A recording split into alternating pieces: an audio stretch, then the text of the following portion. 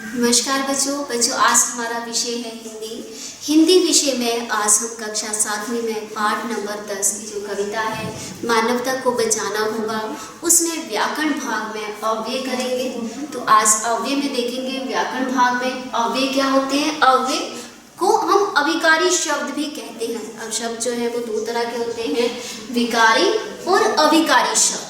ठीक है, विकारी शब्द में जिनमें लिंग, वचन, कारक के कारण परिवर्तन आ जाता है, जैसे संज्ञा, सर्वनाम, विशेषण, क्रिया, ये सारे शब्द विकारी में आते हैं। और अविकारी शब्द क्या है?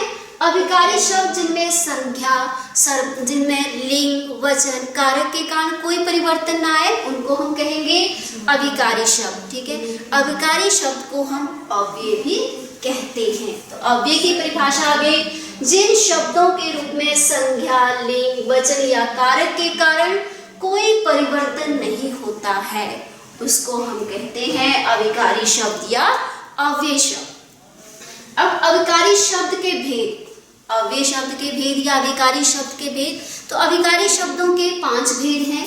नंबर 1 है हमारा क्रिया विशेषण अव्यय।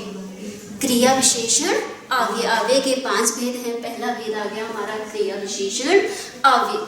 अब वे शब्द जो क्रिया की विशेषता को बताते हैं, अव्यय शब्द कौन से हैं क्रिया विशेषण में? वे शब्द जो क्रिया की विशेषता बताते हैं उन्हें क्रिया विशेषण कहते हैं, जैसे कब, आसपास, जरूर, पर्याप्त इत्यादि। अब आगे देखेंगे क्रिया विशेषण के भी आगे भेद हैं। अव्यय के हमारे आगे 5 भेद। पहला भेद आ गया क्रिया विशेषण। क्रिया विशेषण में भी आगे हमारे भेद हैं, 4 भेद हैं क्रिया विशेषण के भेद। पहला आ गया हमारा कालवाचक क्रिया विशेषण, दूसरा है स्थानवाचक क्रिया विशेषण, तीसरा आ गया रीतिवाचक क्रिया विशेषण और नंबर 4 आ गया हमारा परिमाणवाचक क्रिया विशेषण।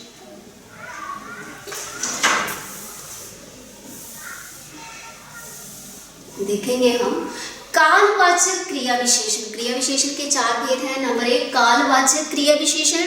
तो कालवाचक क्रिया विशेषण में कौन से शब्द आते हैं देखेंगे, जो क्रिया विशेषण शब्द क्रिया की काल संबंधी विशेषता का बोध करवाएं। काल क्या होता है? समय।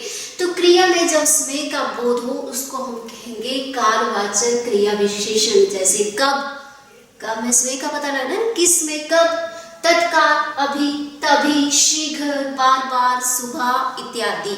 तो अव्यय में पहला भेद आ गया क्रिया विशेषण। क्रिया विशेषण के भी आगे 4 उपभेद हैं। पहला आ गया कालवाचक क्रिया विशेषण जिसमें काल या समय का बोध हो। दूसरा आ गया स्थानवाचक क्रिया विशेषण।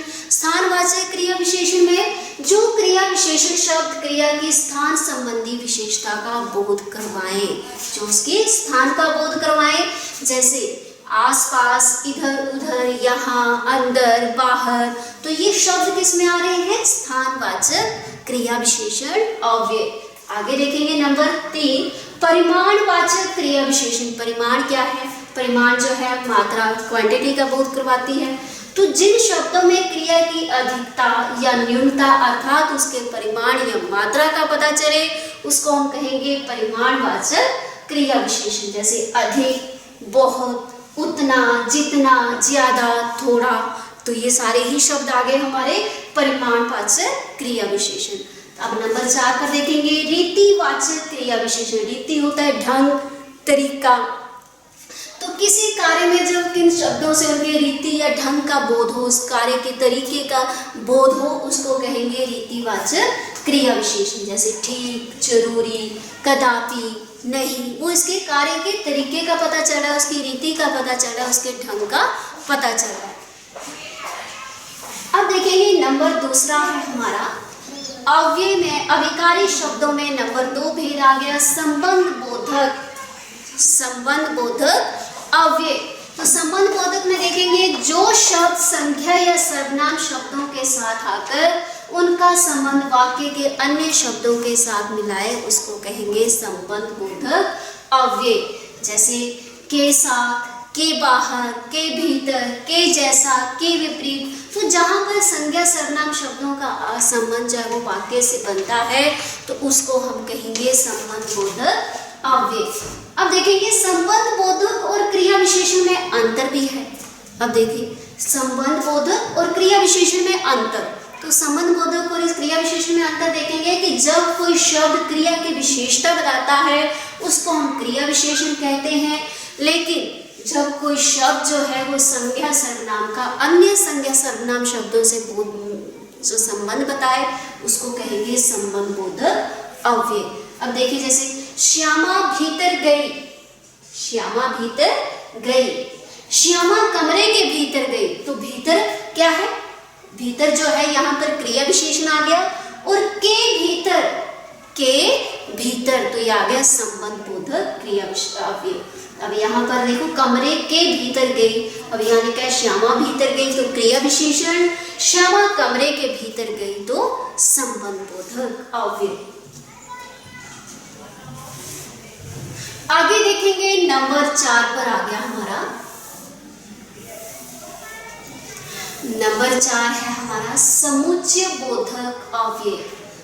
नंबर 1 पढ़ा हमने क्रिया विशेषण अव्यय, नंबर 2 हमने पढ़ा संबंध बोधक अव्यय, नंबर 3 आ गया हमारा समुच्चय बोधक अव्यय। समुच्चय बोधक अव्यय जो शब्द 2 या 2 से अधिक शब्दों या वाक्यांशों को मिलाते हैं उसको कहते हैं समुच्चय बोधक अव्यय। जब 2 या 2 से अधिक शब्दों या वाक्यांशों को मिला रहे हैं उसको कहेंगे समुच्चय बोधक अव्यय, जैसे और, क्योंकि, ताकि आदि।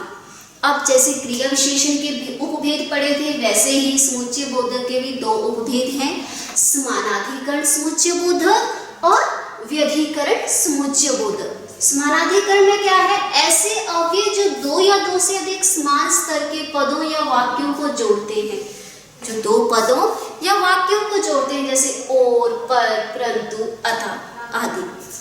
और व्यधिकरण में क्या है, जिन अव्यय शब्दों से मिश्र वाक्यों में गौण उपवाक्यों को जोड़ा जाता है, छोटे उपवाक्यों को जोड़ा जाता है, उसको हम कहेंगे व्यधिकरण समुच्चय बोधक, जैसे इसलिए, तो, जिससे, तथापि, हालांकि, फिर भी, चूंकि इत्यादि।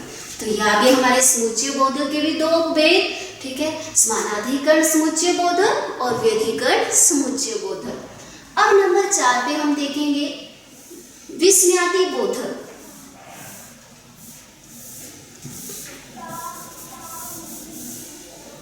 विस्मयादि बोधक अव्यय जो शब्द हर्ष, शोक, घृणा, भय, आश्चर्य आदि मन के भावों को प्रकट करते हैं, जो हमारे मन के भावों को प्रकट कर रहे हैं, हमारे दुख को, हमारे शोक को, हमारी घृणा को, हमारे आश्चर्य को जो प्रकट कर रहे हैं, वह कितना सुंदर दृश्य है।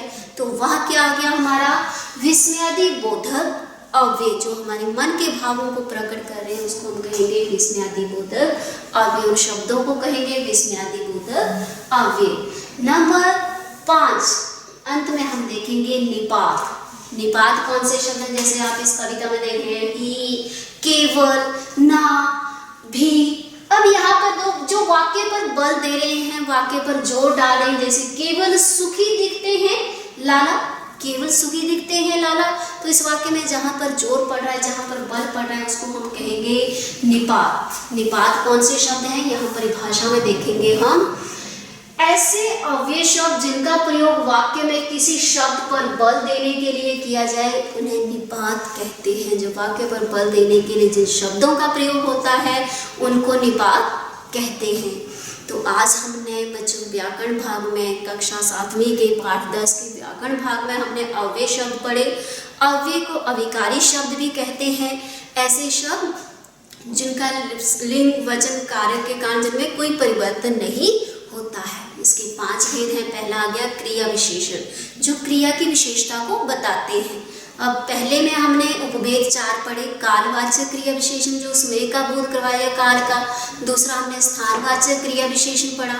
नंबर 3 हमने परिमाणवाचक क्रिया विशेषण पढ़ा और नंबर 4 हमने रीतिवाचक क्रिया विशेषण पढ़ा। उसके बाद हमने नंबर 2 भेद जो है अव्यय का संबंध बोधक भेद पढ़ा। नंबर 3 हमने पढ़ा समुच्चय बोधक अव्यय, इसके भी हमने 2 भेद पढ़े, समानाधिकरण समुच्चय बोधक और व्यधिकरण समुच्चय बोधक। नंबर 4 भेद में हमने पढ़ा विस्मयादि बोधक अव्यय और नंबर 5 में हमने पढ़े निपात। धन्यवाद बच्चों।